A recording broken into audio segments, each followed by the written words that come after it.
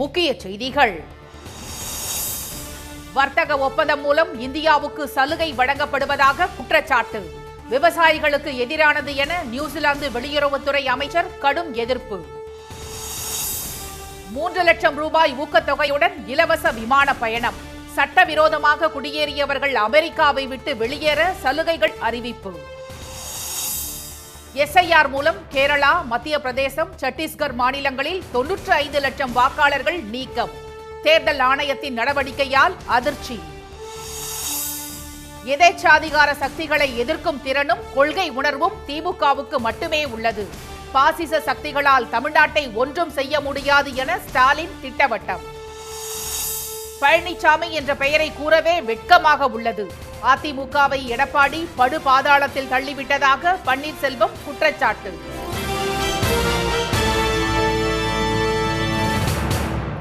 வணக்கம்.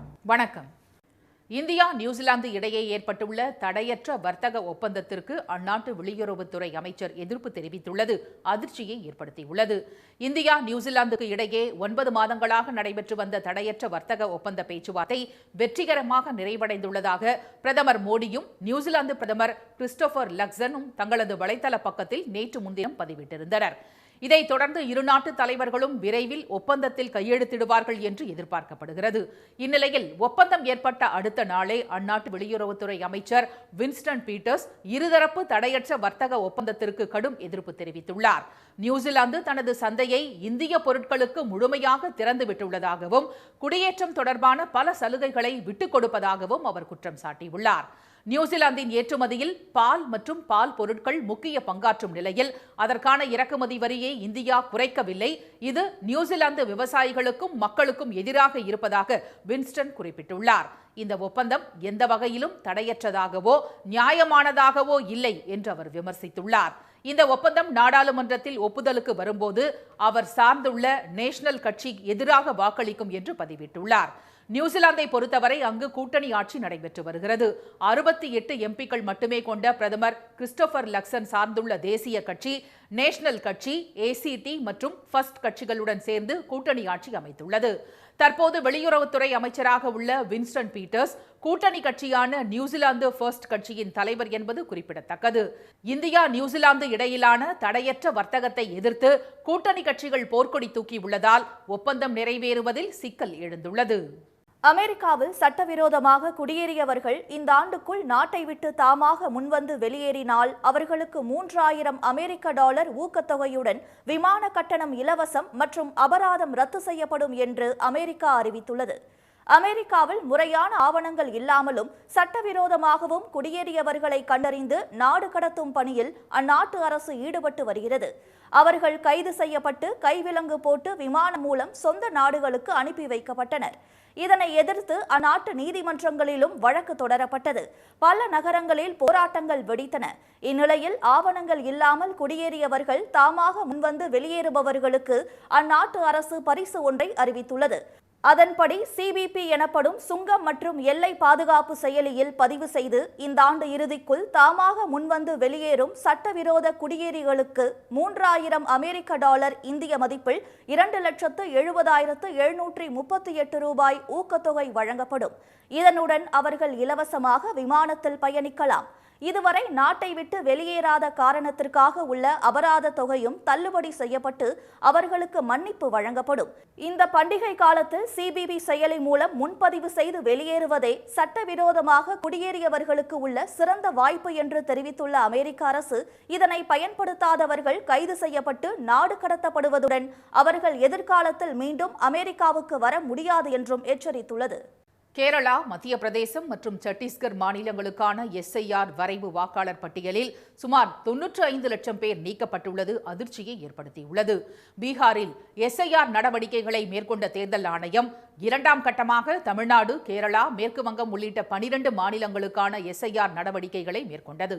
தமிழ்நாடு, மேற்கு வங்கம், குஜராத், ராஜஸ்தான், கோவா, புதுச்சேரி மற்றும் லட்சத்தீவுக்கான வரைவு வாக்காளர் பட்டியல் ஏற்கனவே வெளியிடப்பட்ட நிலையில் தற்போது கேரளா, மத்திய பிரதேசம், சத்தீஸ்கர் மற்றும் அந்தமான் நிக்கோபார் தீவுகளுக்கான வரைவு வாக்காளர் பட்டியல் வெளியிடப்பட்டுள்ளது. அதன்படி மத்திய பிரதேசத்துக்கான வரைவு வாக்காளர் பட்டியலில் 42,74,000 வாக்காளர்களின் பெயர்கள் நீக்கப்பட்டுள்ளன. கேரள மாநிலத்துக்கான வரைவு வாக்காளர் பட்டியலில் 24 லட்சம் பேர் நீக்கப்பட்டுள்ளனர். அண்மையில் நடைபெற்ற கேரள உள்ளாட்சி தேர்தலுக்கான வாக்காளர் பட்டியலுடன் ஒப்பிட்டால் சுமார் 32 லட்சம் வாக்காளர்கள் நீக்கப்பட்டுள்ளதாக புகார் எழுந்துள்ளது. இதேபோல சத்தீஸ்கரில் வெளியிடப்பட்டுள்ள வரைவு வாக்காளர்கள் பட்டியலில் 27,34,000 பேர் நீக்கப்பட்டுள்ளனர். அந்தமான் நிக்கோபார் தீவுகளுக்கான வாக்காளர் பட்டியலில் இருந்து 64,000 பேர் வரைவு வாக்காளர் பட்டியலில் நீக்கப்பட்டுள்ளதாகவும் தேர்தல் ஆணையம் தெரிவித்துள்ளது.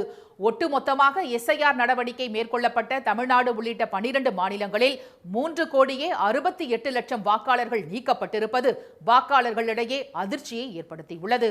இந்நிலையில் தாம்பரம் தொகுதியில் SIR திருத்தத்திற்கு பின் வெளியான வரைவு வாக்காளர் பட்டியலில் பெயர் இடம்பெறாததோடு இறந்த 7 பேரின் பெயர்கள் மீண்டும் இடம்பெற்றுள்ளன.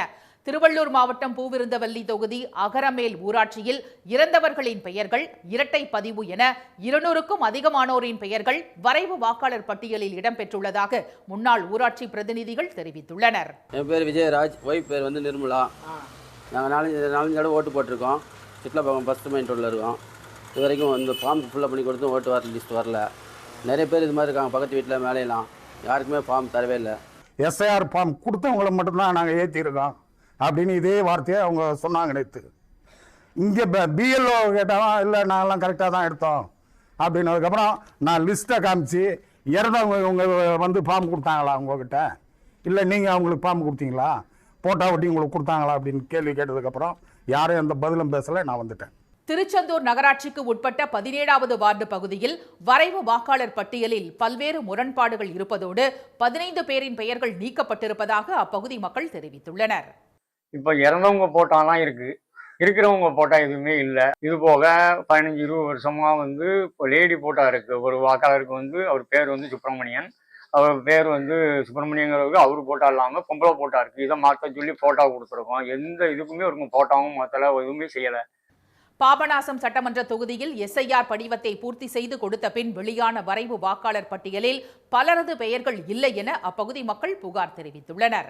இதனிடையே சென்னையில் உள்ள வாக்குச்சாவடி மையங்களில் ஜனவரி 18ஆம் தேதி வரை பண்டிகை நாட்கள் நீங்கலாக அனைத்து நாட்களிலும் வரைவு வாக்காளர் பட்டியல் திருத்த பணிகள் நடைபெறும் என்று அறிவிக்கப்பட்டுள்ளது. பெயர் சேர்த்தல், நீக்குதல் மற்றும் திருத்தம் மேற்கொள்வதற்கான படிவங்களை வாக்குச்சாவடி நிலை அலுவலரிடம் பெற்று பூர்த்தி செய்து வழங்கலாம் என்று தெரிவிக்கப்பட்டுள்ளது. நாட்டின் குடிமக்களுக்கு அச்சத்தை வரவைக்கும் எதேச்சதிகார சக்திகளை எதிர்க்கும் திறனும் கொள்கை உணர்வும் திமுகவிற்கு மட்டுமே உள்ளது என்று முதலமைச்சர் திரு மு.க.ஸ்டாலின் தெரிவித்துள்ளார். சென்னை பெரம்பூரில் நேற்று நடைபெற்ற கிறிஸ்துமஸ் விழாவில் பங்கேற்ற அவர், கிறிஸ்துமஸ் என்பது எல்லோருக்கும் மகிழ்ச்சி தரக்கூடிய, அன்பை பரிமாறக்கூடிய நாள் என கூறினார். தமிழ்நாட்டின் சமத்துவம், சகோதரத்துவத்தின் அடையாளமாக கிறிஸ்துமஸ் நிகழ்ச்சி நடைபெறுகிறது என்றும் திரு ஸ்டாலின் கூறினார். சிறுபான்மையின கல்லூரி மாணவர் நலன் கருதி சென்னை மற்றும் கோவை மாவட்டங்களில் 130 மாணவர்கள் பயனடையும் அளவிற்கு புதிய விடுதிகள் இந்த ஆட்சியில் தொடங்கப்பட்டிருப்பதாக அவர் தெரிவித்தார். சிறுபான்மையின மாணவ மாணவிகளுக்காக 14 கல்லூரி விடுதிகளில் நூலகம், உடற்பயிற்சி கருவிகள், விளையாட்டு கருவிகள் என பலவற்றை ஏற்படுத்தியிருப்பதுடன் அந்த மாணவர்களின் தனித்திறன் மற்றும் ஆங்கில பேச்சாற்றலை உயர்த்த பயிற்சி அளிக்கப்பட்டு வருவதாகவும் திரு ஸ்டாலின் கூறினார். மாணவ மாணவியர் விடுதிகளில் தங்கி படிக்க அவர்களின் பெற்றோருக்கான ஆண்டு வருமான உச்சவரம்பையும் பல்வகை செலவின தொகையையும் உயர்த்தியிருப்பதாகவும் அவர் சுட்டிக்காட்டினார். கிராமப்புற மாணவிகள் இடைநிற்றல் இல்லாமல் கல்வி கற்க வேண்டும் என இதுவரைக்கும் 1,03,000 மாணவிகளுக்கு 6,57,00,000 ரூபாய் ஊக்கத்தொகை, வெளிநாடுகளில் உயர்கல்வி பயில சிறப்பான திட்டம், 1ஆம் வகுப்பு முதல் 8ஆம் வகுப்பு வரை படிக்கும் 90,723 மாணவிகளுக்கு 1000 ரூபாய் கல்வி உதவித்தொகை, சிறுபான்மையினரால் நடத்தப்படும் 456 கல்வி நிறுவனங்களுக்கு நிரந்தர அந்தஸ்து சான்றிதழ்கள் வழங்கியிருப்பதாகவும் திரு ஸ்டாலின் பட்டியலிட்டார். 2019ஆம் ஆண்டு முதல் 2024ஆம் ஆண்டு வரை செயல்பட்டு கொண்டிருக்கும் தமிழ்நாடு ஒருங்கிணைந்த வளர்ச்சி மற்றும் கட்டிட விதிமுறைகள் 2019இன் படி உள்ள மதசார்பான கட்டிடங்களுக்கு மாவட்ட ஆட்சியரின் NOCயை வலியுறுத்தாமல் திட்ட அனுமதி வழங்கப்படும் என்று தெரிவித்த திரு ஸ்டாலின், இந்த காலத்தில் திட்ட அனுமதி வேண்டி விண்ணப்பித்திருக்கும் மதசார்பான கட்டிடங்களுக்கும் இது பொருந்தும் என்று கூறினார். நாட்டில் அன்பொழி நடத்துகிற சமத்துவத்தை விரும்புகிற சக மனிதர்களை, சக சகோதரிகளை நினைக்கிற மக்கள் தான் பெரும்பான்மையாக இருக்கிறோம். ஜனநாயகத்தில் இந்த வலிமைமிக்க சக்திகள் ஒன்று சேர்ந்து மக்களும் ஆதரவாக இருக்கும்போது எந்த பாசிச சக்திகளாலும் ஒன்றும் செய்ய முடியாது. உங்களுக்கு துணையாக திராவிட முன்னேற்றக் கழகமும் மதச்சார்பற்ற முற்போக்கு கூட்டணியும் உறுதியாக இருக்கும். சென்னையின் அடையாளங்களில் ஒன்றாக திகழும் விக்டோரியா அரங்கம் சென்னை மாநகராட்சி சார்பில் 33 கோடி ரூபாய் செலவில் புதுப்பிக்கப்பட்டுள்ளது. இதனை திறந்து வைத்த திரு ஸ்டாலின், ரிப்பன் கட்டட வளாகத்தில் 75 கோடி ரூபாய் மதிப்பீட்டில் புதிதாக கட்டப்பட உள்ள மாநகராட்சிக்கான புதிய கட்டிடத்திற்கு அடிக்கல் நாட்டினார். அதிமுகவை எடப்பாடி திரு பழனிசாமி படு பாதாளத்தில் தள்ளிவிட்டதாக குற்றம் சாட்டியுள்ள திரு ஓ பன்னீர்செல்வம் அவரது பெயரை சொல்லவே வெட்கமாக இருப்பதாக கூறியுள்ளார். சென்னை புரசைவாக்கத்தில் திரு ஓ பன்னீர்செல்வம் தலைமையிலான அதிமுக தொண்டர்கள் உரிமை மீட்புக் கழகம் சார்பில் ஆலோசனை கூட்டம் நேற்று நடைபெற்றது. இந்த கூட்டத்தில் மாவட்ட வாரியாக நிர்வாகிகளுடன் கருத்துக்களை கேட்ட பிறகு பேசிய அவர், 1972 தொண்டர்களுக்காக இந்த இயக்கத்தை உருவாக்கிய எம்ஜிஆர் 3 முறை சட்டமன்ற தேர்தலில் போட்டியிட்டு யாராலும் வெல்ல முடியாத முதல்வராக 10 ஆண்டு காலம் யாராலும் தர முடியாத ஒரு சிறப்பான ஆட்சியை நாட்டு மக்களுக்கு அர்ப்பணித்தார் என்றார். ஆனால் கடந்த லோக்சபா தேர்தலில் அதிமுக 7 இடங்களில் டெபாசிட் தொகையை இழந்தும் 14 லோக்சபா தொகுதிகளில் 3வது இடத்துக்கு சென்று விட்டதாக கூறிய திரு பன்னீர்செல்வம், திரு பழனிசாமி அதிமுகவை படு பாதாளத்தில் தள்ளிவிட்டதாக சாடினார். பழனிசாமி சிறப்பாக கட்சியை வழிநடத்திக் கொண்டிருக்கிறார். பழனிசாமி சிறப்பாக முதலமைச்சராக இருக்கிறார். அவர் வந்தால் அனைத்து தேர்தலும் நாம் மாபெரும் வெற்றி அடைவோம் என்று சொல்லிதான் ஒரு மிகப்பெரிய மாயையை உருவாக்கினார்கள். அதற்கு பின்னால் நடந்த என்ன தேர்தல்? 11 தேர்தலில் பழனிசாமி பொதுச் செயலாளராக பொறுப்பேற்றதற்கு பின்னால் அத்தனையும் தோல்வியடைந்தார். இந்த மாபெரும் இயக்கத்தை படுபாதாளத்தில் இன்றைக்கு தள்ளி வைத்து திரு பழனிசாமி தலைமையிலான அதிமுகவில் இணைய வேண்டாம் என்ற நிர்வாகிகளின் கருத்தையே தாமும் முன்மொழிவதாக அவர் கூறினார். தை பிறந்தால் வழி பிறக்கும் என்றும் திரு OPS தெரிவித்தார். இந்த கூட்டத்தில் முன்னாள் அமைச்சர் திரு வைத்திலிங்கம், முன்னாள் MLA குன்னம் திரு ராமச்சந்திரன் உள்ளிட்ட நிர்வாகிகள் கலந்து கொண்டனர். அமெரிக்காவின் ப்ளூபேர்ட் பிளாக் 2 செயற்கைக்கோள் இன்னும் சற்று நேரத்தில் ஸ்ரீஹரிகோட்டாவிலிருந்து ஏவப்படுகிறது. இந்திய விண்வெளி ஆய்வு நிறுவனமான இஸ்ரோ இந்திய செயற்கைக்கோள்களை மட்டுமல்லாமல் வணிக ரீதியாகவும் வெளிநாட்டு செயற்கைக்கோள்களை விண்ணில் நிலைநிறுத்தி வருகிறது. அதன்படி அமெரிக்காவை தலைமையிடமாக கொண்ட AST ஸ்பேஸ் மொபைல் நிறுவனத்திற்கு சொந்தமான இந்த ப்ளூபேர்ட் பிளாக் 2 செயற்கைக்கோள் அடுத்த தலைமுறை தகவல் தொடர்புக்கான முக்கிய செயற்கைக்கோளாக கருதப்படுகிறது. சாதாரண ஸ்மார்ட் போன்களுக்கு விண்வெளியிலிருந்து நேரடியாக அதிவேக இணையதள சேவை வழங்கும் வகையில் வடிவமைக்கப்பட்டுள்ளது. 6500 கிலோ எடை கொண்ட ப்ளூபேர்ட் பிளாக் 2 செயற்கைக்கோளை LVM-3 M6 ராக்கெட் மூலம் ஏவுவதற்கான கவுண்டவுன் நேற்று தொடங்கியது. இதைத் தொடர்ந்து இன்று காலை 8:54 மணிக்கு ஆந்திராவின் ஸ்ரீஹரிகோட்டாவில் உள்ள சதீஷ் தவான் விண்வெளி மையத்திலிருந்து ப்ளூபேர்ட் பிளாக் 2 செயற்கைக்கோள் விண்ணில் ஏவப்பட உள்ளது. ப்ளூபேர்ட் பிளாக் 2 செயற்கைக்கோள் மூலம் செல்போன் டவர்கள் இல்லாத அடர்ந்த காடுகள் மற்றும் மலைப்பகுதிகளில் 5G வேகத்தில் தகவல்களை செலுத்த முடியும். இஸ்ரோ விண்ணில் செலுத்தும் செயற்கைக்கோள்களில் அதிக எடை கொண்ட செயற்கைக்கோள் இதுதான் என்பது குறிப்பிடத்தக்கது. தமிழகத்தில் உள்ள கிராமங்களில் புத்தொழில்களை உருவாக்க இளைஞர்களுக்கு தமிழ்நாடு அரசு அழைப்பு விடுத்துள்ளது. கிராமங்களில் வசிக்கும் இளைஞர்களிடம் வேளாண் பொருட்களை மதிப்பு கூட்டுதல் உட்பட பல்வேறு தொழில்கள் துவங்குவது தொடர்பான கருத்துருக்கள் உள்ள போதிலும் தேவையான நிதி இல்லாமல் தொழில் தொடங்க முடியாத நிலை உள்ளது. இந்நிலையில் கிராமங்களில் சிறந்த தொழில் யோசனை வைத்துள்ளவர்களை கண்டறிந்து புத்தொழில் நிறுவனம் தொடங்க ஊக்குவிக்கும் வகையில் கிராமந்தோறும் புத்தொழில் என்ற திட்டத்தை தமிழ்நாடு அரசின் ஸ்டார்ட் அப் நிறுவனம் தொடங்கியுள்ளது. முதல் கட்டமாக 100 கிராமங்களில் இத்திட்டம் செயல்படுத்தப்பட உள்ளது. இத்திட்டத்தில் தேர்வாகும் நபருக்கு தொடக்கத்தில் தலா 1 லட்சம் ரூபாய் வரை நிதி உதவி செய்யப்பட உள்ளது. பின்னர் புத்தொழில் ஆதார நிதி திட்டத்தின் கீழ் 10 லட்சம் ரூபாய் வழங்கப்படும் எனவும் தெரிவிக்கப்பட்டுள்ளது. தொழில் ஐடியா வைத்துள்ள இளைஞர்கள் https:/gtp.startuptn.in என்ற இணையதளம் மூலம் விண்ணப்பங்களை சமர்ப்பிக்கலாம் எனவும் தமிழக அரசு தெரிவித்துள்ளது. உடல் உறுப்பு தானம் பெறுவதில் தருமபுரி மருத்துவக் கல்லூரி மருத்துவமனை தொடர்ந்து 3 ஆண்டுகளாக முதலிடம் வகித்து வருகிறது. தருமபுரி அரசு மருத்துவக் கல்லூரி மருத்துவமனைக்கு உள் மற்றும் புற நோயாளிகளாக தினம்தோறும் 3000க்கும் மேற்பட்டோர் சிகிச்சைக்காக வந்து செல்கின்றனர். இந்நிலையில் கடந்த 2022ஆம் ஆண்டு உடல் உறுப்புகள் தானம் செய்பவரின் உடல் அரசு மரியாதையுடன் நல்லடக்கம் மற்றும் தகனம் செய்யப்படும் என்று தமிழ்நாடு முதலமைச்சர் திரு மு.க. ஸ்டாலின் அறிவிப்பு வெளியிட்டிருந்தார். இதனையடுத்து தமிழ்நாடு முழுவதும் மருத்துவக் கல்லூரி மருத்துவமனைகள், அரசு மருத்துவமனை உள்ளிட்டவற்றில் விபத்தில் மூளை செயலிழந்து உயிரிழக்கும் தருவாயில் உள்ளவர்கள் உடல் உறுப்புகளை தானம் வழங்குவதற்கு உறவினர்கள் முன் வருவது அதிகரித்து வருகிறது. இந்த நிலையில் தருமபுரி அரசு மருத்துவக் கல்லூரி மருத்துவமனைக்கு கடந்த 2 ஆண்டுகளுக்கு முன்பு ஒருவர் மட்டுமே உடல் உறுப்புகளை தானம் செய்திருந்தார். பொதுமக்களிடையே விழிப்புணர்வு அதிகரித்ததன் காரணமாக 2023இல் 7 பேரும், 2024இல் 14 பேரும், 2025ஆம் ஆண்டில் தற்போது வரை 11 என்று மொத்தம் 32 பேர் உடல் உறுப்புகளை தானமாக வழங்கியுள்ளனர். இதன் மூலம் 136 பேர் மாற்று உறுப்புகளை பொருத்தி பயனடைந்துள்ளனர். இதன் காரணமாக தமிழக அளவில் 3வது ஆண்டாக உடல் உறுப்புகளை தானம் பெறுவதில் தருமபுரி மாவட்டம் முதலிடம் வகித்து வருகிறது. அதியமான் அவருக்கு கிடைச்ச அரிய நெல்லிக்கனியை வந்து அவைக்கு கொடுத்து தமிழ் எப்படி வாழணும்னு நினைச்சாரோ அதே மாதிரி நம்ம தருமபுரி மக்களும் பக்கத்தில் இருக்கிறவங்களும் அவங்களோட சொந்தக்காரங்க உயிரிழந்தாலும் அவங்களோட இந்த உடல் உறுப்புகளை தானம் கொடுத்து இப்போ இது வரைக்கும் நம்ம தருமபுரி அரசு மருத்துவக் கல்லூரி மூலியமாக கிட்டத்தட்ட ஒரு 136 பேர் வந்து உயிர் வாழ்ந்துட்டு இருக்காங்க, நல்லபடியாக இருக்காங்க. இது ஒரு பெரிய அரிய செயல். அதேபோல தகடூரை சேர்ந்த மக்கள் உடல் உறுப்புகள் வழங்குவதில் அதிக ஆர்வம் காட்டுகின்றனர். தருமபுரி அரசு மருத்துவமனையில் உடல் உறுப்பு தானம் பெறும் வசதி உள்ள போதிலும் மாற்று உடல் உறுப்புகளை பெறுவதற்கான வசதிகள் மருத்துவமனையிலேயே பொருத்தி தர வேண்டும் என அவர்கள் கோரிக்கை விடுத்துள்ளனர். இலங்கை கடற்படை சிறைபிடித்த ராமேஸ்வரம் மீனவர்கள் 12 பேரை விடுதலை செய்ய வலியுறுத்தி அவர்களது குடும்பத்தினர் சாலை மறியல் போராட்டத்தில் ஈடுபட்டனர். நடுக்கடலில் மீன்பிடித்துக் கொண்டிருந்த ராமேஸ்வரம் மீனவர்கள் 12 பேரை இலங்கை கடற்படை நேற்று கைது செய்தது. பின்னர் அவர்கள் நீதிமன்றத்தில் ஆஜர்படுத்தப்பட்டு வவுனியா சிறையில் அடைக்கப்பட்டுள்ளனர். இது மீனவ கிராமங்களில் கொந்தளிப்பை ஏற்படுத்தியுள்ளது. இந்நிலையில் மீனவர்களை உடனடியாக விடுவிக்க கோரி பாதிக்கப்பட்ட மீனவர்களின் குடும்பத்தினர் மற்றும் மீனவர்கள் தங்கச்சிமடம் பகுதியில் சாலை மறியலில் ஈடுபட்டனர்.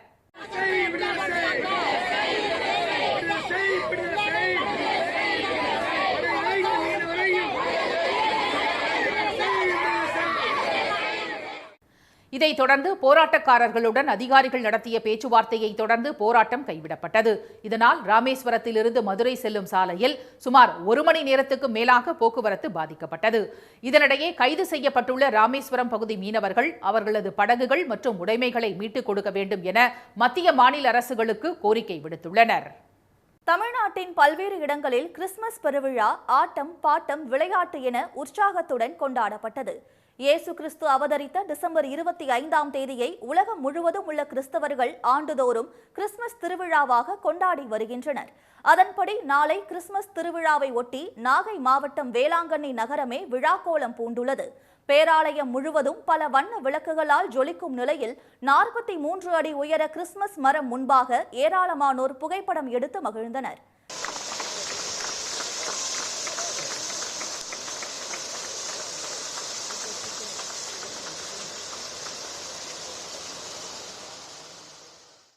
சென்னை தனியார் மருத்துவக் கல்லூரியில் அரசு பள்ளி மாணவர்களுடன் பேராசிரியர்கள், செவிலியர்கள், கல்லூரி மாணவர்கள் கிறிஸ்துமஸ் விழா கொண்டாடி மகிழ்ந்தனர்.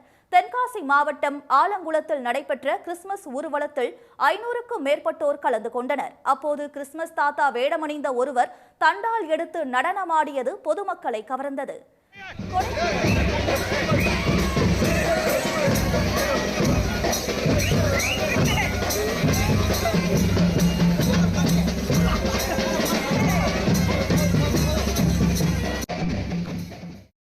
கொடைக்கானலில் நடைபெற்ற கிறிஸ்துமஸ் விழாவில் சுற்றுலா பயணிகள் கலந்து கொண்டு ஆடி பாடி மகிழ்ந்தனர். பெரம்பலூரில் உள்ள தனியார் கல்லூரியில் நடைபெற்ற விழாவில் கல்லூரி மாணவிகள் நடனமாடி மகிழ்ந்தனர்.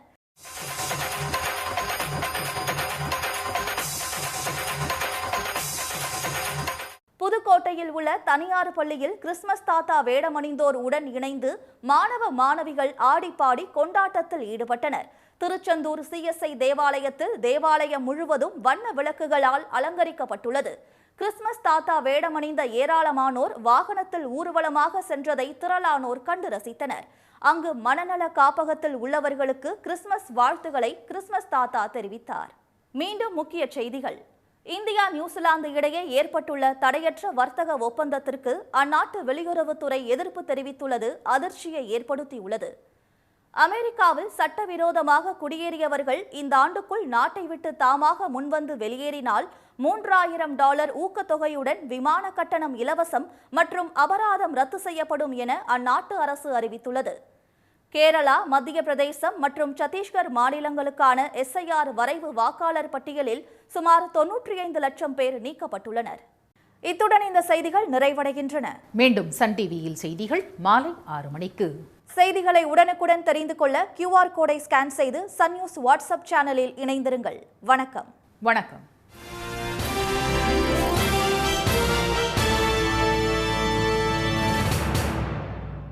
உடனுக்குடன் செய்திகளை தெரிந்து கொள்ள சன் நியூஸ் பெல் ஐகானை கிளிக் பண்ணுங்க.